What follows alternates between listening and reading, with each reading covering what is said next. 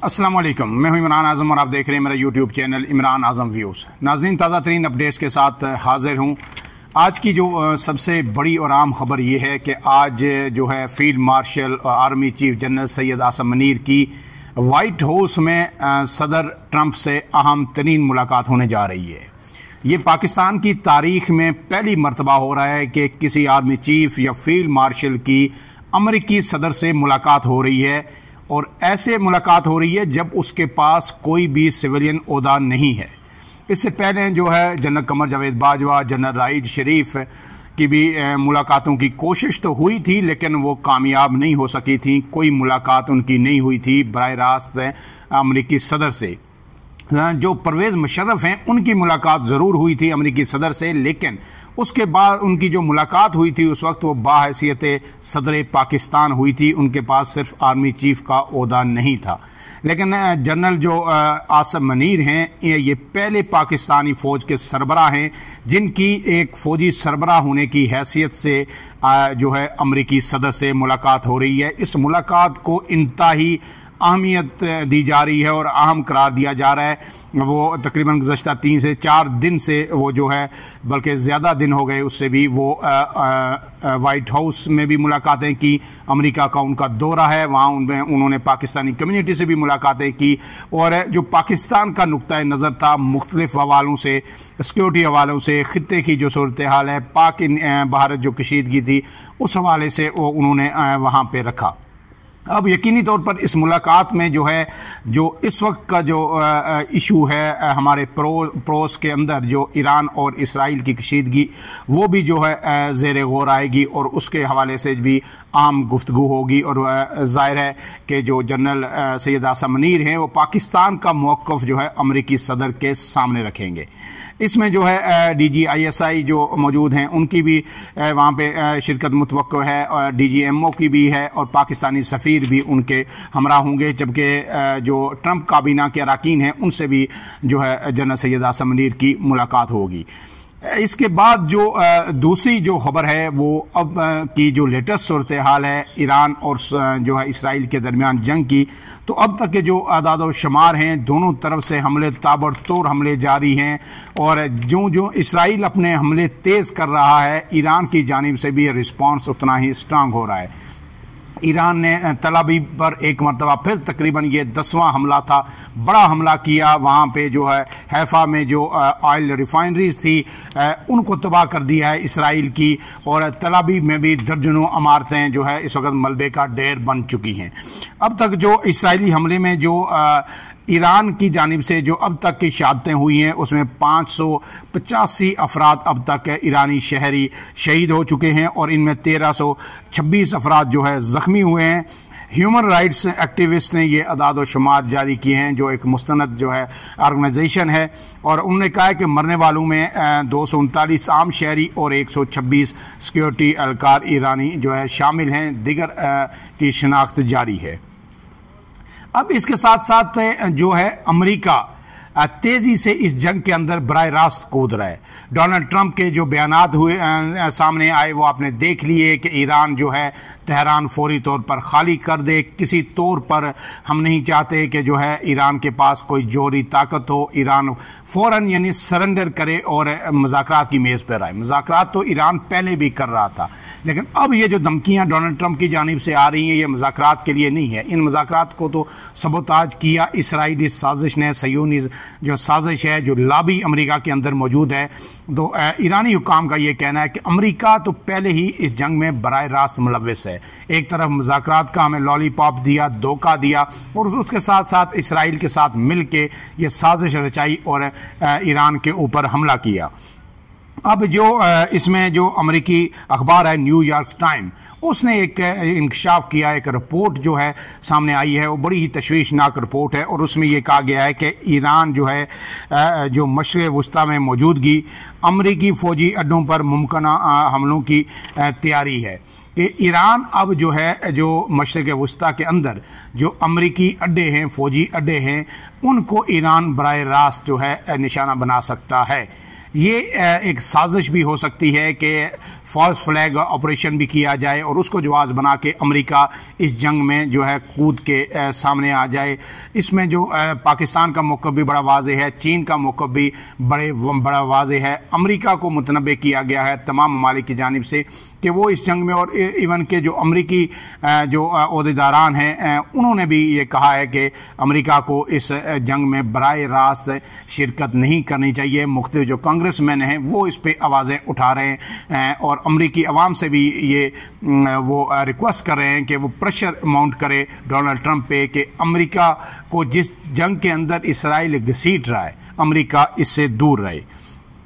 अब इसके साथ साथ रिपोर्ट में यह भी इंकशाफ किया गया है कि अगर अमेरिका इसराइल और ईरान के दरमियान जारी जंग में अमली तौर पर शामिल होता है तो ईरान अमेरिकी अड्डों को निशाना बना सकता है। और ये कहा गया है कि इसका आगाज़ जो ईरान करेगा इस रिपोर्ट के मुताबिक वो इराक में फौजी अड्डे हैं अमेरिका पे, उन पर हमलों से ये आगाज़ कर सकता है। लेकिन इसके साथ साथ जो स्ट्रेट ऑफ हॉर्मुज़ है, आबना हरमज़ में, वहाँ पे बारूदी सुरंगें जो है वो बिछा सकता है और ये बिछाने की हिकमत अमली अपनाई जा सकती है। अब ये जो स्ट्रेट ऑफ हॉर्मुज़ है ये एक अहम तरीन जो आबी गुज़रगाह है समंदर के अंदर, जिससे जो ऑयल की ट्रेड है, तकरीबन जो दुनिया में पूरी ऑयल की ट्रेड होती है इस रीजन के अंदर दुनिया में, वो उसका 20% यहाँ से होता है। ये जो है ये जो पर्शियन गल्फ़ है और गल्फ़ ऑफ ओमान है उसके दरमियान जो है ये स्ट्रेट ऑफ हॉर्मुज़ है। और इसकी जो यानी इसकी जो लंबाई चौड़ाई है वो तकरीबन जो है 95 किलोमीटर तक की चौड़ाई है, लेकिन बाज़ मकामात पर ये बिल्कुल तंग हो जाती है और तकरीबन 33 किलोमीटर तक भी आ जाती है।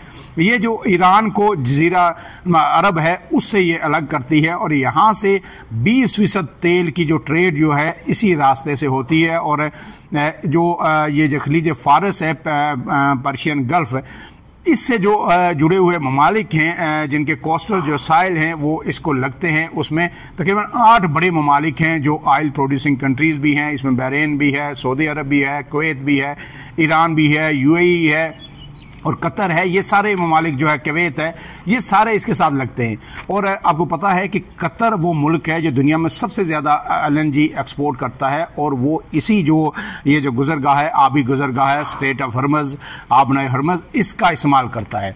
और अगर इसको बंद कर देता है ईरान तो पूरी दुनिया में जो ऑयल प्राइसेस हैं, एनर्जी प्राइसेस हैं, वो कई गुना बढ़ सकती हैं। अब जब से ये जंग शुरू हुई है अभी ये बंद नहीं हुआ, इसके बावजूद तकरीबन 4 से 5% जो खाम तेल की जो प्राइसेस हैं आलमी मार्केट के अंदर उनमें इजाफा हो चुका है और आने वाले दिनों में इसमें मज़ीद इजाफा हो सकता है।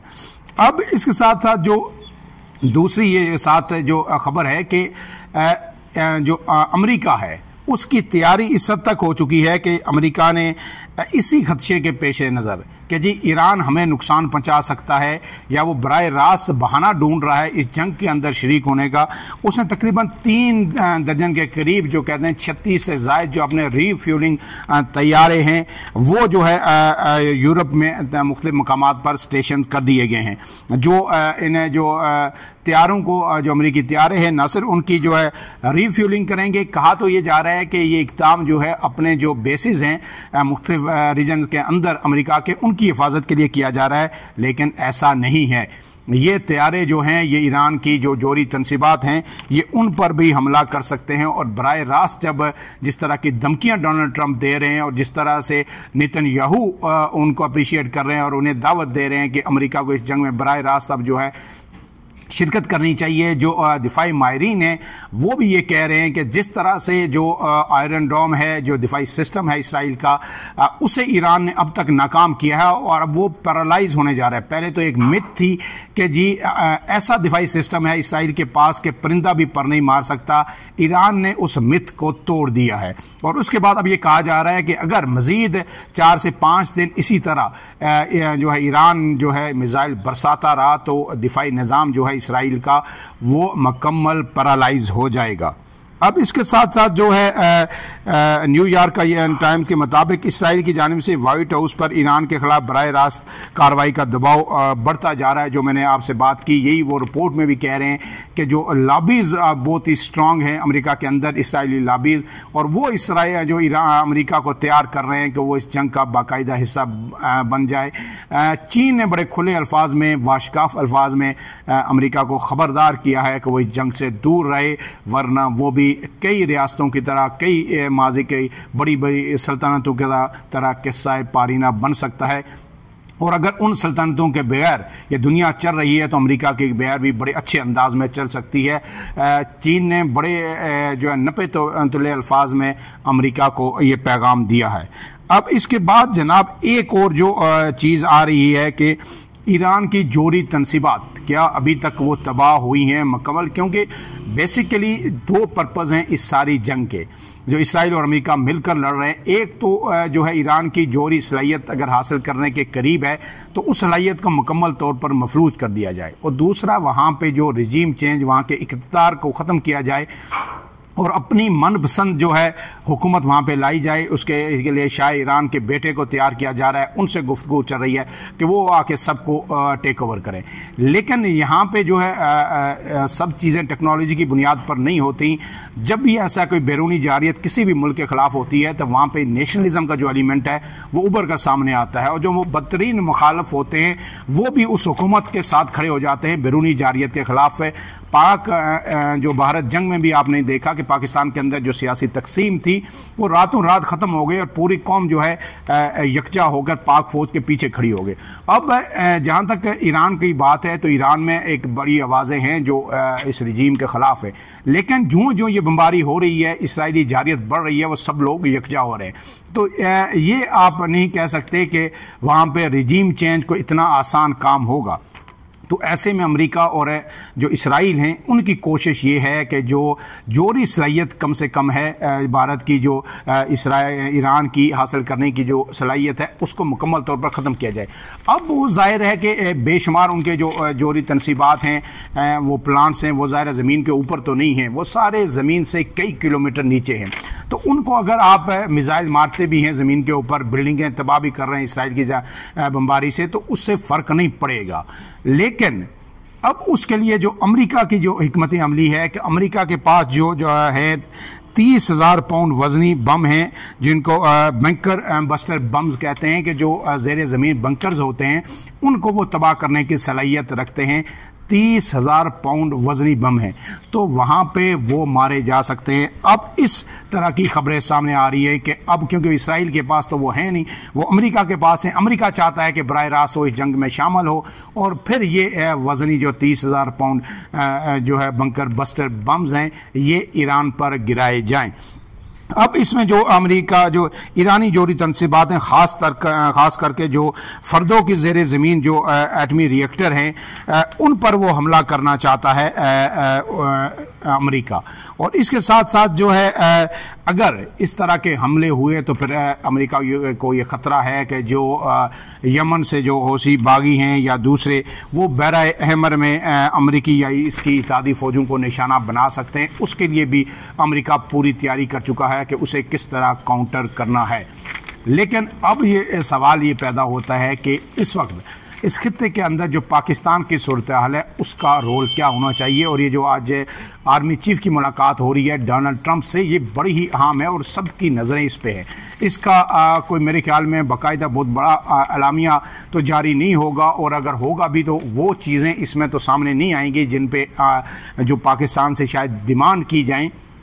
लेकिन पूरी क़यादत का जो सियासी क़यादत है पाकिस्तान की, उसका ये कंसेंसस है कि अगर इसराइल तेहरान को फतह करने में कामयाब हो जाता है तो इसका मतलब ये है कि इस्लामाबाद को फतह करने के करीब पहुंच चुका है। एक तरफ भारत है तो दूसरी तरफ अगर तेहरान के अंदर हुकूमत तब्दील हो जाती है, रिजीम चेंज हो जाता है, अमेरिका और इसराइल के पिट्ठू आके वहाँ पे बैठ जाते हैं और उनको अपने हिफाजत के लिए कि जी हमें फ़लाँ से ख़तरा है, फ़लाँ से ख़तरा है, इसराइल अपने अड्डे वहाँ पे कायम कर लेता है, तो फिर पाकिस्तान के लिए एक बहुत बड़ा सिक्योरिटी चैलेंज जो है 24 घंटे का दरपेश होगा। पहले ही आपको पता है कि एक तरफ भारत अफगानिस्तान से जो है पाकिस्तान की जो सिक्योरिटी महफूज नहीं है, वहाँ से हमले हो रहे हैं, और फिर जब बलूचिस्तान के बॉर्डर के साथ ईरान के अंदर आके इसराइल भी अगर बैठ जाता है तो फिर पाकिस्तान के लिए ख़तरात कई गुना बढ़ जाते हैं। और पाकिस्तान की जो आपको पता है कि माजी में भी इसराइल ने मुतअद्दिद अटैम्प्ट्स की हैं पाकिस्तान की एटमी तनसीबात को तबाह करने के लिए, जो है इंडिया के साथ मिलकर मकबूजा कश्मीर के रास्ते दाखिल होने की कई मरतबा माजी में कोशिश की गई। हर दफ़ा पाकिस्तान की इंटेलिजेंस नेटवर्क ने पेश की जो है उसको नाकाम बनाया और उन्हें खबरदार किया। लेकिन अब अगर जो है इसराइल आके ईरान के अंदर बैठ जाता है तो पाकिस्तान के लिए बड़ी ही मुश्किल होगी। ऐसे में अब पाकिस्तान को हिकमत अमली के साथ जो है इसराइल को ईरान के अंदर आने से रोकना है। पाकिस्तान क्या, जिस तरह कहा जा रहा है कि क्या पाकिस्तान एटम बम इस्तेमाल करेगा इसराइल के ख़िलाफ़, अगर वो ईरान के ख़िलाफ़ करता है तो ऐसा मुमकिन दिखाई नहीं देता और ऐसा हो भी नहीं सकता कि बराह रास्त अगर आप पे हमला नहीं है तो आप इसको इस्लामिक बम बना के कहीं भी इस्तेमाल कर दें, तो फिर शायद पाकिस्तान का सर्वाइवल बड़ा मुश्किल हो जाएगा, क्योंकि पाकिस्तान के साथ फिर शायद कोई इस्लामी मुल्क जो उनकी हालत है इस वक्त वो खड़ा नहीं होगा। लेकिन अगर इसराइल ये जंग जीतने में कामयाब हो जाता है तो फिर एक बात याद रखिए कि तल अवीव से लेके बलूचिस्तान तक दरमियान में कोई ऐसी कुव्वत, कोई ऐसा इस्लामी मुल्क नहीं है जो इसराइल को ललकार सके, और यहाँ से तल अवीव से लेके बलूचिस्तान के सरहद तक इसराइल के लिए रास्ता खाली है, जिसकी वजह से पाकिस्तान के लिए ख़तरात मज़ीद बढ़ जाएंगे।